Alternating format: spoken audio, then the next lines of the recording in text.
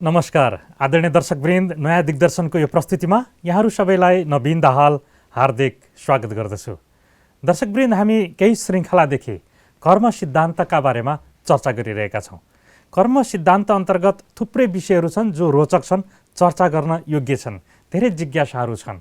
आज पनि हामी एक कर्म सिद्धान्त अन्तर्गत रहेर चर्चा गर्नेछौँ। यसका लागि ब्रह्माकुमारी राजयोग सेवा केन्द्र नेपालका वरिष्ठ राजयोग प्रशिक्षक राजयोगी ब्रह्माकुमार रामसिंह आज पनि हामीसँगै हुनुहुन्छ। आउनुहोस् उहाँलाई स्वागत गरौँ। रामसिंहजी, आजको प्रस्तुतिमा स्वागत छ। धन्यवाद। ओम शान्ति। ओम शान्ति। रामसिंहजी, हामीले धेरै कर्म सिद्धान्तका विषयमा चर्चाहरू गऱ्यौँ। जति चर्चा गर्दै गयो त्यति रोचक विषयहरू, जिज्ञासाहरू आइरहेका छन्। हामीले यो कर्म गर्दै जाँदाखेरि पुण्य र पापको सन्दर्भमा धेरै चर्चा गरेका छौँ। कुन कुन कर्म गर्दा पुण्य बन्छ, कुन कुन कर्म गर्दा पाप बन्छ भन्ने चर्चा गऱ्यौँ। आज हामीले जुन व्यक्तिगत कर्म गर्छौँ, व्यक्तिगत कर्मबाट प्राप्त हुने पुण्य अथवा पाप, यसको हिस्सेदार परिवारका अन्य सदस्यहरू पनि हुन्छन् कि हुँदैनन्, उनीहरूसँग पनि सेयरिङ हुन्छ कि हुँदैन, हाम्रो कर्मको प्रतिफल, यो विषयमा चर्चा गर्न मन लागेको छ। यसको सिद्धान्त, यसको राज रहस्य के छ रामसिंहजी? वास्तवमा यो संसार भनेकै हेर्नुहोस् एउटा चाहिँ कर्मको थलो हो र जुन ठाउँमा तपाईँ हाम्रो कहिले हार हुन्छ, कहिले जित हुन्छ, कहिले पाप हुन्छ, कहिले पुण्य हुन्छ, सही हो। कहिले कसैबाट सहयोग प्राप्त हुन्छ, कहिले कसैबाट असहयोग प्राप्त हुन्छ। परिवारजनमा पनि कहिले राम्रो मेलमिलाप हुन्छ, कहिले आपसमा चाहिँ मतलब एक किसिमको कटाक्ष पनि हुन्छ। त्यसैले यस्तो संसारमा रहेर हामीले कर्म त गर्नै पर्ने हुन्छ। र जहाँसम्म परिवारका सदस्यगणहरूको कुरा छ, परिवारका सदस्यगणहरूका बीचमा बसेर जब हामीले कुनै कर्म गर्छौँ, आखिर त्यो कर्मको सेयरिङ त हुन्छ होइन। सबभन्दा नजिकको आफ्नो चाहिँ भनेकै आफ्नो परिवारको मेम्बर हो, या छोरा हो, या छोरी हो, या श्रीमती हो, या आमा बुवाहरू हो। त्यसैले हामीले गरेको कर्मको प्रतिफल उनीहरूमा पनि जाने हो। तर अब उनले कति त्यसलाई स्वीकार गर्छन्, अस्वीकार गर्छन् भन्ने सवाल उठ्छ। मानव कुनै कुनै कर्म यस्तो हुन्छ जुन कर्ममा व्यक्तिगत रूपमा म नै त्यसको लागि जिम्मेवार हुन्छु। व्यक्तिगत रूपमा मानव मैले भनिन्छ नि, जसले जस्तो गर्छ उसले त्यस्तै पाउँछ, जे गर्छ त्यही भोग्नै पर्ने हुन्छ, जति गर्छ त्यति नै उसले प्राप्त गर्दछ। तर पनि त्यो कर्मको बाँडफाँड कसरी हुन्छ, सेयरिङ कसरी हुन्छ? यदि त्यो सेयरिङमा अरू पनि सहमत हुन्छन्, सहभागी हुन्छन्, मानव कसैले नराम्रो कर्म गर्यो अनि दुराचारको काम गर्यो, अब त्यो एउटा नराम्रो कर्म हो होइन। नराम्रो कर्म भएपछि त्यो निष्पक्ष भावले परिवारका मेम्बरले होइन तिमीले गल्ती गर्यौ भनेर उसलाई एउटा चाहिँ सुधार्ने पक्षमा होइन, उसलाई चाहिँ एउटा अनुभूति गराउने पक्षमा, रियलाइज गराउने पक्षमा, र भविष्यमा उसले यस्तो किसिमको कर्म नगरोस् भन्ने चेतना दिउँ, सचेत गऱ्यौँ भने वास्तवमा त्यस अवस्थामा के भयो भने हामीले पाप कर्म भोग्नु परेन। अब हामीलाई थाहा छ, जानिराखेका छौँ उसले गल्ती गरिरहेछ, परिवारको स्वीकार गरेर, तर के भने आफ्नो बसले गर्दाखेरि, आफ्नो स्वार्थको कारणले गर्दा, मोह ममताको कारणले गर्दा आफूले आफ्नो छोराले गरेको अथवा आफ्नो मान्छेले गरेको काम ठिकै हो भन्ने किसिमको यदि सहमति हुन्छ, गल्ती भयो पनि ठिकै छ भन्ने, गल्ती भयो भने त्यसलाई चाहिँ हामीले आँखा मिचिदिन्छौँ भनौँ, आँखा बन्द गरिदिन्छौँ। अब उसले गल्ती गरिराखेको छ, त्यसलाई चाहिँ सचेत गर्नुपर्ने ठाउँमा यदि मैले आँखा बन्द गरेर त्यसलाई सहमति नै दिन्छु भने त आखिर त म पनि त त्यसको लागि जिम्मेवार भयो नि त। अझ प्रेरित गरियो, प्रोत्साहन गरियो थप गल्ती गर्नको लागि। अवश्य एउटा सानो सन्दर्भै भनौँ, उठाउन मन लाग्छ। परिवारको मेम्बरको कुरा आयो। एकपटक भनिन्छ एकजना बच्चा स्कुलमा पढ्ने गर्थ्यो, आमाले उसलाई स्कुलमा पठाउँथिन्, पढ्नमा ठिकै थियो बच्चा, तर के भने बिस्तारै उसलाई स्कुलको चाहिँ त्यो कापी कलम चोर्ने बानी परेछ कि, र संयोगले ऊ एउटा कलम चोरेर ल्याएछ पहिलो दिन। अनि आमालाई थाहा छ वास्तवमा मैले घरबाट दिएको त होइन, यसले एउटा कलम चोरेर ल्यायो, तर आमाले केही पनि मतलब राखेन, ठिकै गर्यो मेरो बाबुले। अनि उसको अलिकति बढ्दै गयो, भरे भोलि त किताब चोर्न लाग्यो। चोर्दै जाँदाखेरि किताब चोर्दै त्यसमा पनि आमाले कुनै उसलाई मतलब त्यस्तो डाँटफाँट केही पनि गरिन्, सावधान गरिनन् आमाले। हुँदै जाँदाखेरि अब त्यो ठुलो भयो, ठुलो हुँदै जाँदाखेरि उसको एउटा चोरवृत्ति पैदा भयो कि, चोरवृत्ति पैदा भयो नि त। अब ऊ चोर बन्यो, पछि गएर उसले चाहिँ ठुलो डकैती गरेछ, ठुलो भइसकेपछि ठुलो डकैती गरेछ। समयमै उसलाई सुधार्नुपर्ने, उसलाई संस्कार दिनुपर्ने, उसलाई चाहिँ एउटा मतलब भनौँ न पेनल्टी दिनुपर्ने, दण्ड दिएर सावधान गर्ने जिम्मेवारी हुँदाहुँदै पनि जिम्मेवारीबाट पन्छिएर मोह ममताका वर्षमा आमाले व्यवस्था गर्दाखेरि उसको भविष्य अब के भयो त अन्धकार भयो। भविष्यमा एउटा खुङ्खार चाहिँ मतलब एउटा चोर नै बन्यो, पक्का चोर बन्यो, डकैत नै बन्यो। र त्यसपछि त्यसको जीवनमा उसले यस्तो एउटा काम गर्यो, ठुलो डकैतमा पर्यो, र त्यसपछि सरकारको निकायले भनौँ पुलिसले उसलाई समात्यो, सारा केस फाइनल भएपछि उसलाई जेलको सजाय भयो। जेलको सजाय पनि यति ठुलो जेलको सजाय भयो कि उसलाई फाँसी नै दिनुपर्ने अवस्था आयो। अनि त्यसपछि फाँसी दिँदाखेरि जब लास्ट फाँसी दिइन्छ नि कुनै व्यक्तिलाई, जस्तो सुकै खुङ्खार चाहिँ मतलब चोर भए पनि, क्राइम भए पनि होइन, अपराधी भए पनि, अनि लास्ट तिम्रो इच्छा के हो त भनेर सोद्धाखेरि उसलाई भनिन्छ तिम्रो इच्छा भन। अनि उसलाई पनि त्यही सोधियो कि लास्ट तिम्रो इच्छा के हो त भन्दा उसले के भन्यो भने मलाई एकचोटि मेरो आमालाई भेट्नु छ। नभन्दै ठिक छ, उसको लास्ट इच्छा त पुरा गर्नु नै थियो। आमालाई भेटायो। आमालाई आउने बित्तिकै के भन्छ, आमा नजिक आउनुहोस् भनेर भन्छ। आमा नजिक मात्रै आउनु भएको एकैछिन कान मेरो अगाडि ल्याउनुहोस् भन्दाखेरि कानमा बेसरी टोकिदिन्छ कि बेसरी चाहिँ चिच्याउने किसिमले टोकिदिन्छ। अनि अरूले भन्छ यस्तो चाहिँ मृत्युदण्ड हुने बेला पनि आमालाई टोकेर जाने। अनि उसले आफ्नो इच्छा प्रकट गर्छ। म सानो छँदाखेरि जब म एउटा सानो कलम चोरेर अगाडि आएको थिएँ, एउटा पेन्सिलको चोर बनेको थिएँ, मेरो आमालाई राम्ररी थाहा थियो। मेरो आमालाई थाहा पनि थियो, तर आमाले सुनेको अनसुना गरिदिनु, मलाई नदेखे जस्तो गरिदिनु भयो। त्यो कान थाहा छ उहाँको कानलाई, तर त्यो कानले केही काम गरेन त्यतिखेर। र अहिले म त्यसैको चाहिँ कारणले गर्दा फाँसीमा चढ्नुपर्ने भयो। मेरो आमा जिम्मेवार छ यसमा भन्नाले यहाँनिर के हो त भन्दा भयो कि भएन सेयरिङ, होइन, परिवारजनमा पनि सेयरिङ हो नि। त्यसैले परिवारजनमा पनि निष्पक्ष भावले हामीले तत्कालको कुरा हेर्ने, उसको भविष्य हेर्ने, उसको जन्मजन्मान्तर कुरा हेर्ने, उसमा कुन किसिमको संस्कार पैदा हुँदैछ, त्यो संस्कारलाई मैले कसरी सुधार्न सक्छु भन्ने किसिमको सोच यदि हामीसँग छ, होइन, कर्म सिद्धान्त हामीसँग यदि कर्म सिद्धान्तको ज्ञान छ भने हामी तत्कालको फाइदा हेर्दैनौँ, तत्कालको सुख हेर्दैनौँ, तत्कालको क्षणिक चाहिने आनन्दलाई होइन। कालान्तरमा यसको प्रभाव के पर्न जान्छ, कालान्तरमा यसले कस्तो किसिमको एउटा ठुलो अर्को चाहिँ अनिष्ट पैदा गर्छ र यसले गर्दा जीवन नै कति बर्बाद हुन्छ भन्ने कुराको मूल्याङ्कन गर्दाखेरि चाहिँ वास्तवमा सुधार गर्न सकिन्छ। परिवारका मेम्बरहरूलाई पनि एउटा सही मार्गमा लैजान सकिन्छ र पाप हुने ठाउँमा पुण्यको मार्गमा चलाउन सकिन्छ र उसलाई चाहिँ त्यो पुण्यको कार्य गर्यो भने त्यसमा चाहिँ ऊ पनि सहभागी, उसलाई पनि मिल्यो, आफूलाई पनि प्राप्त भयो। त्यो चाहिँ परिवारजनमा हुन सक्छ। हजुर, भनेपछि परिवारको सदस्यको भूमिका पनि उत्तिकै महत्त्वपूर्ण हुने रहेछ। आफ्नो परिवारका अन्य सदस्यहरूले कस्तो कर्म गरिरहेका छन्, पुण्य कर्ममा परिणत गराउने कि पाप कर्ममा परिणत गराउने, सबै सदस्यको भूमिका चाहिँ उत्तिकै हुने रहेछ। एकले अर्कोलाई सहयोग गर्नुपर्ने, होइन, सद्भाव राख्नुपर्ने, करेक्सन गराउनुपर्ने, त्यो चाहिँ हुने रहेछ। हामीले त्यसमा चाहिँ बढी ध्यान दिनुपर्ने रहेछ। निश्चित रूपमा परिवार भनेको एउटा ठुलो टिम हो, त्यो भित्रको एउटा टिम हो। एक अर्काले मिलेर परिवारलाई एउटा राम्रो परिवार बनाउने, आदर्श परिवार बनाउने, एउटा गुणवान परिवार, चरित्रवान परिवार बनाउनु पर्ने हो। छोड्ने कुरा हुँदैन। त्यसमा पनि जो अभिभावकहरू छन्, घरको चाहिँ मूली व्यक्ति छ, त्यसको जिम्मेवारी त अहम हुन्छ नै। तथापि घर परिवारको सबै मेम्बरले आफै सचेत भएर आफ्नो ठाउँमा आफ्नो जिम्मेवारी बोध गरेर चाहिँ मैले यो घर परिवारको एउटा चाहिँ भनौँ इज्जतलाई, मर्यादालाई, यसको भूमिकालाई चाहिँ महान बनाउनुपर्छ भन्ने यदि चिन्तन सबैमा भयो भने धेरै राम्रो भयो। तथापि जिम्मेवार व्यक्तिले, होइन, मूल व्यक्तिले चाहिँ सबैतिर आँखा चाहिँ पुर्याउनु पर्ने। हजुर हजुर, कतिपय सन्दर्भमा कर्म गर्दाखेरि चाहिँ जान्दा जान्दै भइरहेको हुन्छ कि नचाहेको कर्म भइरहेको हुन्छ। अब सिगरेट खानु हुँदैन, हानिकारक हुन्छ स्वास्थ्यको लागि भन्ने जान्दा जान्दै मान्छेहरूले खाइरहेका हुन्छ, पिइरहेका हुन्छन्। त्यस्तै गरी विभिन्न कुलतहरूको प्रयोग हुन्छ, हत्या हिंसा गर्नु हुँदैन भन्दा पनि भइरहेका हुन्छ। यस्तो प्रेरित हुनेको कर्मको सिद्धान्त, कर्मको राज के छ? कसरी जान्दा जान्दै त्यही कर्म गर्न पुगिरहेको हुन्छ? के छ भने वर्तमान परिवेश भनेको जुन संसारमा तपाईँ हामी अहिले छौँ, यो वर्तमान परिवेश भनेको नेगेटिभ फोर्सको बढी प्रभाव छ कि किन यो कलियुगको प्रभाव छ नि। अहिले कलियुगी दुनियाँमा मानिसको बिस्तारै बिस्तारै कालचक्रमा आउँदाखेरि, जन्म जन्मान्तरमा आउँदै जाँदाखेरि बाह्य वातावरण, समाजको वातावरण, होइन, संसारको वातावरण, यो बाह्य कुराले पनि उसलाई प्रभाव पारिरहेको हुन्छ र गर्दै जाँदाखेरि उसले गरेको आफ्नो कर्मले पनि के हुन्छ, भित्रबाट काम गरिरहेको हुन्छ। यसमा के देखिन्छ भन्दा मानिसमा मोरल शक्तिको कम छ, नैतिक बलको अभाव छ, चारित्रिक बलको अभाव छ र साथसाथै एउटा आध्यात्मिक बल जो हो, जसलाई ज्ञानको बल भन्छ, त्यो बलको अभाव छ। त्यसैले मान्छे चाहन्छ भित्रबाट यो मैले गर्नु हुँदैन, यो चाहिँ वास्तवमा मेरो भविष्यका लागि ठिक छैन, हुँदाहुँदै पनि भनिन्छ नि आदतका वशीभूत भन्छ। धेरै पटकसम्म नराम्रो कर्म गर्दै जाँदा उसको भित्री जुन चाहिँ एउटा कन्डिसन हो नि, भित्री उसको कन्डिसन साह्रै कमजोर भएको अवस्था हुन्छ। त्यसैले त्यो कमजोरले गर्दाखेरि बेला बखतमा फेरि उसलाई गर्नु हुँदैन भन्ने थाहा हुँदाहुँदै पनि ऊ त्यो बेला फेरि फिल्सिन्छ अनि त्यो बेला फेरि त्यही चाहिँ उसमा भनौँ कुकर्ममा अथवा कुचक्रमा फस्न जान्छ। र यसमा हामी यही भन्दछौँ कि वर्तमानमा वास्तवमा मानिसमा हुनुपर्ने जुन दृढ मनोबल हो, जुन एउटा चाहिँ नैतिकताको मनोबल हो, एउटा जुन आध्यात्मिक शक्तिको मनोबल हो, त्यो मनोबलको अभाव हो। र यो मनोबल तपाईँ हामीले हेर्नु संसारमा धेरै कुरो गऱ्यौँ, पढ्यौँ पनि, लेख्यौँ पनि, राम्रो शिक्षा पनि प्राप्त गरेका छौँ, हामीसँग काम गर्ने क्षमता पनि छ, हामी काम गर्न पनि सक्छौँ, त्यसमा कमी छैन।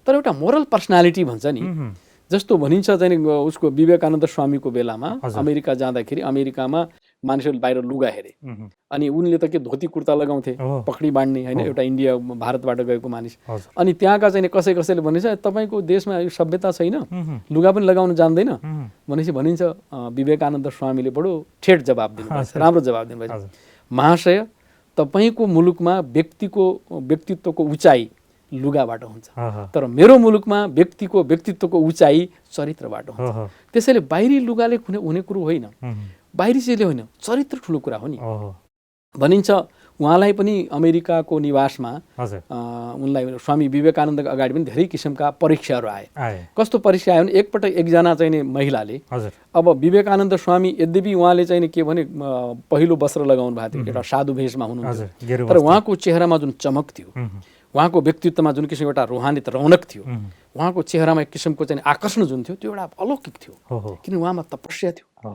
ब्रह्मचर्यको बल थियो पवित्रताको बल थियो त्यसले गर्दा उहाँको चेहरा हेर्ने बित्तिकै कतिपय महिलाहरू आकर्षित पनि हुन्थे र एकपटक त्यही कुचेष्टा राखेर एकजना महिलाले प्रस्ताव गरिन् कि विवेकानन्द स्वामीलाई स्वामीजी तपाईँ जस्तो बच्चा चाहिएको छ भनेछ है हेर्नु तुरुन्तै किन तर उनको नराम्रो मतलब भावना थियो स्वामीजीको शरीरप्रतिको आकर्षणको भावनाले उनले त्यो प्रस्ताव राखिन् तर स्वामीले तुरुन्तै के भन्नुभयो माता म नै तिम्रो बच्चा हुँ नि आजदेखि मलाई नै बच्चा स्वीकार गर उनी लज्जित भइन् र त्यो बेला नमन गरिन् ओहो यस्तो महान व्यक्तित्व हुन्छ भनेको मतलब मानिसको व्यक्तित्व भनेको त एउटा प्युरिटीमा हो नि उसको चरित्रमा हो नि अहिले मानिसहरू के हुन्छ एउटा सानो कुरामा पनि आकर्षित भइदिन्छ किनै कुराहरू मानुसले एउटा चाहिँ साथीभाइले सिगरेट खाउनु साथी जाउनु होटलमा गएर बोतल मारिहालौँ भन्दैमा आफ्नो स्ट्यान्ड छैन आफू परजीवी जस्तो अवस्था छ आफ्नो स्वयंको जुन हैसियत सञ्चालित भयो अरूद्वारा अपरेटेड भन्छ नि उसले आफ्नो जिन्दगीको रिमोट कन्ट्रोल भन्छ नि अहिलेको दुनियाँमा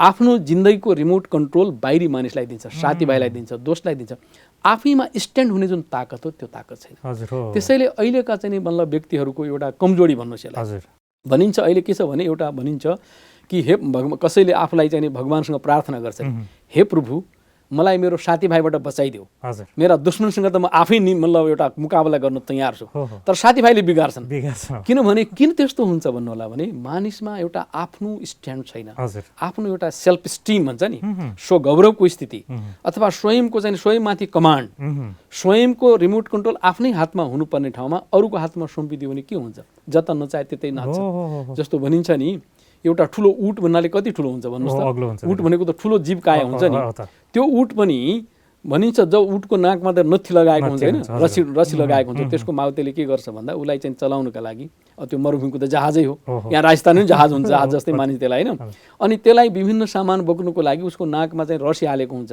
कहिलेकाहीँ अब माउते कतातिर जान्छ त्यो उसलाई चराउन भनेर त्यहाँ चाहिँ राखिदिएको हुन्छ अनि कहिलेकाहीँ के हुँदो रहेछ भने मुसोले त्यो डोरी समाउँदो रहेछ कि डोरी त मुसोले लैजान लाग्यो अनि मुसोले जता डोरी लग्यो त्यतै उठ जान्छ अरे के अब भन्नुहोस् त्यत्रो भीमकाया भएको उटलाई एउटा मुसोले किनभने उसको रिमोट कन्ट्रोल जुन नाकमा राखेको रसी थियो नि त्यो उसको रिमोट कन्ट्रोल अर्कोले पक्रेछ उतैतिर जाने भयो नि एक्ज्याक्टली अहिलेको मानिसको हालत त्यही छ मान्छेसँग बुद्धि पनि छ मानिससँग गर्ने क्षमता पनि छ तर जहाँसम्म आफ्नो स्वयंमाथि स्वयंको जो राज हुनुपर्ने हो आफ्ना इन्द्रिय कर्मेन्द्रियहरू रूपी कर्मचारीलाई जुन कमान्डिङका आधारमा चलाउनु पर्ने हो स्वयं एउटा आत्मा राजा हुँ म राजाले मेरो आदेश अनुसार चल्नुपर्छ भन्ने उसको जो आन्तरिक बल हो त्यसलाई इन्टिग्रिटी अफ द सेल्फ भन्छ स्वयंभित्रको चाहिँ सुसङ्गठित सार्वभौम सत्ता भन्नुहोस् या स्वयंको अखण्डता राज गर्ने आफूलाई राज गर्ने अखण्डताको अभावमा वास्तवमा अहिलेका मानिसहरू सानोतिनो कुरामा पनि सानातिना कुराहरू थाहा छ सिगरेट चाहिँ खानु हेल्थको लागि नराम्रो छ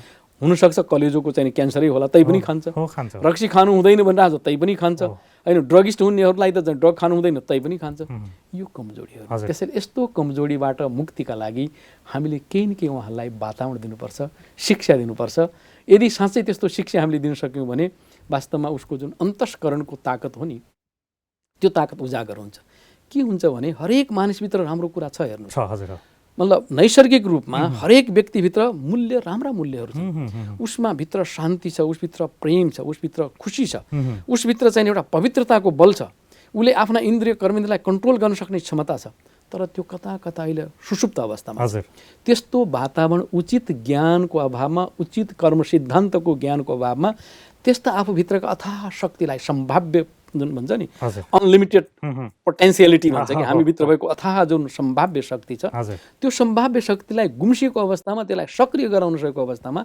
मानिसले यस्ता कुरा भोग्नु परेको छ। तसर्थ कर्म सिद्धान्तको ज्ञान अहिले सबैलाई चाहिएको छ। हजुर त्यो आधारबाट यदि हामीले उसभित्रको असलियतलाई उसभित्र भएको शाश्वत कुरालाई उजागर गर्न सक्यौँ भने वास्तवमा मानिस फेरि आफ्नो चाहिँ स्वस्थितिमा फर्किन सक्छ र यस्ता कुलतबाट, दुर्व्यसनबाट, नराम्रा कर्महरूबाट, नराम्रो बानी बेहोराबाट, नराम्रा भित्री चाहिँ संस्कारबाट पनि आफूलाई मुक्त गर्न सक्छ। हामीले त्यसरी मान्दछौँ। हामीले धेरै घटनाहरू सुनेका छौँ, धेरै उदाहरणहरू पढेका छौँ कि यस्ता कुलतमा फँसेकाहरू, यस्ता कुकर्ममा लीन भएका व्यक्तिहरू जो सुकर्म गर्न चाहिरहेका छन् ती व्यक्तिहरूलाई ब्रह्मकुमारी संस्थाले चाहिँ उहाँहरूलाई प्रेरित गरेर ज्ञान दिएर अथवा ब्रह्मकुमारीजको ज्ञान राजयोगबाट उहाँहरूलाई परिवर्तन गरेको, उहाँहरू परिवर्तित हुनुभएको धेरै उदाहरणहरू हामीले पाएका छौँ, सुनेका छौँ। यस सन्दर्भमा यहाँ के भन्न सक्नुहुन्छ? निश्चित रूपमा अहिले ब्रह्मकुमारीजबाट जुन किसिमको कर्म सिद्धान्तको ज्ञान हामीले पाइरहेका छौँ, संसारका धेरै मानिसहरू, वर्षौँदेखि कुलतमा फँसेका मानिसहरू, वर्षौँदेखि चाहिँ एउटा चेन स्मोकर भएका मानिसहरू, वर्षौँदेखि बेलुका बिहान चाहिँ रक्सी खाने मानिसहरू, कई प्रकारका नराम्रा कर्मबाट दुखी भएका मानिसहरू पनि जब यो ज्ञानको सिद्धान्तलाई बुझ्दछन्, यसको गहिराइमा आउँछन्, उहाँहरू भित्रबाटै जब यसको रियलाइजेसन गर्छन्, वास्तवमा उनीहरूको जीवनमा परिवर्तन आउँछ। हामी त नेपालमा पनि धेरै ठाउँमा सेवा गर्छौँ, जस्तो हामीलाई राम्रो अनुभव छ। हाम्रो जेलका भाइहरू, जस्तो हामी नेपाल काठमाडौँमा सेन्ट्रल जेलमा पनि छ, हाम्रो चाहिँ के अरे उसमा महिला जेलमा पनि छ, विभिन्न जेलका कैदीहरू कहाँ हामीले क्लास गराउँछौँ, कोर्स गराउँछौँ, ज्ञान दिन्छौँ। त उनीहरू कस्तो भने भित्र मोटिभेसन गराउँछौँ, उहाँहरूलाई कोर्सै गराउँछौँ, 7 दिनको कोर्सै गराएर ज्ञान दिन्छौँ। र उनीहरूसँग हामीले सेयरिङ गर्दाखेरि उनीहरू पहिले के भन्छन् भने हेर्नुहोस् मलाई फलाने यसरी फसाइदियो, आज म यहाँ छु, भोलि यहाँबाट फर्केर गयो भने सबभन्दा पहिले त्यो नै मेरो टार्गेट हुन्छ, बदलाको भाव। हेर्नुहोस् त्यहाँ त्यत्रो चाहिँ उनीहरूलाई कष्ट भइरहेछ, जेल काट्नु परिराखेको छ, तैपनि भित्रको मनस्थिति के छ भन्दा गएर म त्यसलाई फेरि ठिक गर्छु, त्यसलाई पहिले टार्गेट बनाउँछु, त्यस्तो बदलाको भावना हुन्छ। जब हामी त्यहाँ गएर ज्ञान दिन्छौँ, उनलाई ज्ञान दिँदै गर्दाखेरि हेर बदला लिने होइन, बदलेर देखाउने हो। यदि साँच्चै त्यो मान्छेमाथि जित प्राप्त गर्नु छ, त्यसको जीवनलाई राम्रो बनाउनु छ, आफ्नो जीवनलाई राम्रो बनाउनु छ, अथवा कुनै कारणले अझ धन्यवाद देऊ न, कुनै कारणले गर्दाखेरि उसले आज जेलमा पठाइदियो, तपाईँलाई यार यत्रो उन्नत ज्ञान प्राप्त भयो, यति चाहिँ अमूल्य ज्ञान प्राप्त भयो, तपाईँको जीवन बहुत राम्रो जीवन बन्ने भयो, त्यो अर्थमा त्यसलाई धन्यवाद दिनुपर्छ, सकारात्मक रूपमा लिनु पर्यो। अब सकारात्मक रूपमा जेल बसेको नि ठिक छ भन्ने हिसाबले लिनु पर्यो। जब यस किसिमको यो जेल हैन सुधार गृहका रूपमा लिनुहोस्, तपाईलाई एउटा राम्रो सुधार हुने मौका पाइयो। एक जन्मको कैद त बाहिर पनि कैदी छन्, भित्र पनि कैदी छन्, मान्छे दुखी त छन् नि बाहिर। तपाई जेलभित्र बसेर दुखी भइराख्नु भएको छ, बाहिरका मान्छे पनि त दुखी नै छन्, अशान्त छन्, पीडा छ, कति कुरो पाइराखेका छैन, फेरि पनि भित्र बसेर। तर यो तपस्या कुण्ड बनाउनुहोस् यसलाई। हेर्नुहोस् ज्ञानले मोटिभेट गर्ने हो। यो भनेको तपाईँको एउटा तपस्याको जीवन हो। कतिपय ऋषि मुनिहरूले गुफामा गएर बिताए, मानौ तपाईँलाई गुफा नै हो। तपाईँ तपस्या गर्नुहोस्, आफ्नो संस्कारलाई सुधार गर्नुहोस्, आफ्नो बानी व्यवहारलाई सुधार गर्नुहोस्, त्यसलाई धन्यवाद दिनुहोस्, यहाँबाट शुद्ध सङ्कल्पको प्रकम्पन गर्नुहोस्। जब यस्तो ज्ञानको शिक्षा दिन्छौँ, आत्माको शाश्वत मूल्य के हो, गुण के हो, हामीले गर्नुपर्ने कर्तव्य के हो, हुनसक्छ कुनै कसैसँगको हाम्रो हिसाब किताबले गर्दाखेरि, हिसाब किताबकै कुरा भने कुनै हिसाब किताब थियो होला, त्यो हिसाब किताब चुक्त गर्ने हिसाबले हामीलाई यहाँ आउनु परेको हो। त्यसैले यसलाई सकारात्मक रूपमा लिनुहोस् भनेपछि उनीहरूकोमा जब परिवर्तन आउँछ, अनि उसले भन्छ पछि हेर्नुहोस् आफै, अब यहाँबाट गएर सबभन्दा पहिले जसले मलाई फसाएको ब्रह्मकुमारी आश्रम ल्याउँछु, त्यसलाई धन्यवाद दिन्छु। र त्यसलाई पनि म ब्रह्मकुमारी आश्रममा ल्याएर यहाँको यस्तो उच्च शिक्षा, जहाँ राजयोग सिकाइन्छ, जहाँ आध्यात्मिक ज्ञान दिइन्छ, जहाँ कर्मको सिद्धान्तको विषयमा बोध गरिन्छ, हामी किन दुखी हुन्छौँ, के कारणले दुःख हुन्छ, किन मानिस आज यसरी दुःख भोगिरहेका छन्, अशान्तिको कारण के हो, समाजमा किन यतिका हिंसा हत्या बढिरहेका छन् भन्ने ज्ञानको विषयमा त यो ज्ञानले त स्पष्ट गर्दो रहेछ। त्यसैले मेरो कल्याण त भयो, त्यसको पनि कल्याण गर्छ। त्यस्तो भएको पनि छ। हेर्नुहोस् भन्नाले कति सकारात्मक परिवर्तन आउने ब्रह्मकुमारीको त धेरै यस्तो कुराहरू छ। अस्ति पनि हामीले चर्चा गर्यौँ। वास्तवमा अब पञ्चम सिंह जस्तो डाकु ओंकार चाहिँ इन्डियामा विख्यात भएको, कुख्यातबाट विख्यात भनौँ न, त्यस्तो मानिस पनि जब जेलको जीवनमा थिए, उनी जेलका जीवनमै जब ब्रह्मकुमारी दिदीबहिनीहरूले गएर त्यहाँ क्लास गरायो, उनमा ज्ञानको उदय भयो, उनलाई सरकारले रिहा गर्यो। उनी जब गाउँमा फर्किँदै थिए, गाउँका मानिसहरूले उसलाई त मार्ने, ज्यानले नै मार्ने भन्ने किसिमको उनीहरूले त्यस्तो योजना बनाएका थिए। जब उनमा ज्ञानको उदय भएको थियो, त्यो ज्ञानको उदयले उनले ती सबै मानिसलाई के गरे, सम्झाए, बुझाए, हेर्नुहोस् मलाई मार्नुहोस्, पिट्नु, त्यसपछि मेरो हत्या गर्नु, तर पहिले मलाई 2 मिनट मात्रै सुनाउदिनु। हजुर 2 मिनटको समय उनले जुन ज्ञानको चाहिँ कुरा सुनाए, त्यसले गर्दा गाउँका मानिस कन्भिन्स भए। हेर्नुहोस् उनी कस्तो योगी बनिराखेका छन्। त्यसपछि गाउँमा आफूले सेन्टर खोले, हजुर उनको छोरी रमालाई पनि सेन्टर निवासी बनाए। अहिले ठाउँ ठाउँमा गएर बाबाको सन्देश दिन सक्छन् है। जस्तो पहिलेको मान्यता थियो नि, 12 मुसा खाएर बिरालो हज गर्नु, के अरे हज गर्नु अथवा केदार गयो भने जस्तै होइन। मानिस चाहिँ नि बिग्रिन्छ बाबा, तर सुध्रिने आधार पनि छ, सुध्रिनु चाह्यो भने कर्मलाई सुकर्ममा परिवर्तन गर्न सकिन्छ। त्यसैले ब्रह्मा कुमारले के गर्छन्, यस्तै बिग्रिएका, संस्कारमा गएका, कुलतमा फसेका, जीवनमा अशान्त भएका, कई प्रकारले पीडित भएका यस्तै मानिसहरूलाई सत्य ज्ञानको आधारमा र योगको आधारमा उनीहरूलाई कर्म सिद्धान्तको ज्ञान दिएर उनमा एउटा नयाँ चेतना अभिवृद्धि गर्दै, नयाँ जागृति, आत्मबल बढाएर, उनीहरूको एउटा मनोबललाई चाहिँ शुद्ध बनाएर परिवर्तन गर्ने सेवा गरिरहेको छ। र हाम्रो चाहिँ अनुभवमा तमाम यस्ता हजारौँ हजार के लाखौँ आत्माहरूले आफ्नो जीवनमा परिवर्तन पाएका छन् र साह्रै सुन्दर र खुसीको जीवन प्राप्त गरिरहेको हामीले अनुभव गरिरहेका छौँ। त्यस्तो भइरहेको छ। हुन्छ रामसिंहजी, असाध्यै महत्त्वपूर्ण चर्चा आज पनि गऱ्यौँ हामीले कि कर्म सिद्धान्त अन्तर्गत हामीले चाहँदा नचाहँदै गरिने कर्मको असर कस्तो रहन्छ र कसरी परिवर्तन गर्न सक्छौँ, परिवर्तित जीवन जिन्दगी कसरी जिउन सक्छौँ भन्ने सन्दर्भमा वर्तमान अवस्थामा ब्रह्मकुमारीजको भूमिकासम्म आएर हामीले चर्चा गऱ्यौँ। आगामी प्रस्तुतिमा कर्म सिद्धान्तका अन्य धेरै जिज्ञासाहरू हामी चर्चा गरौँला। यो समयको लागि यहाँलाई धेरै धन्यवाद। धन्यवाद। ओम शान्ति। ओम शान्ति। आदरणीय दर्शकवृन्द, आज पनि हामीले कर्म सिद्धान्त अन्तर्गत हामीले नचाहँदा नचाहँदै कति कर्महरू गरिरहेका हुन्छौँ, त्यसको भागीदार हामी थाहा पाउँदा नपाउँदै हामी भइरहेका हुन्छौँ। हामीले हाम्रो कर्मलाई पुण्य अथवा पापको रूपमा बनाइरहेका हुन्छौँ।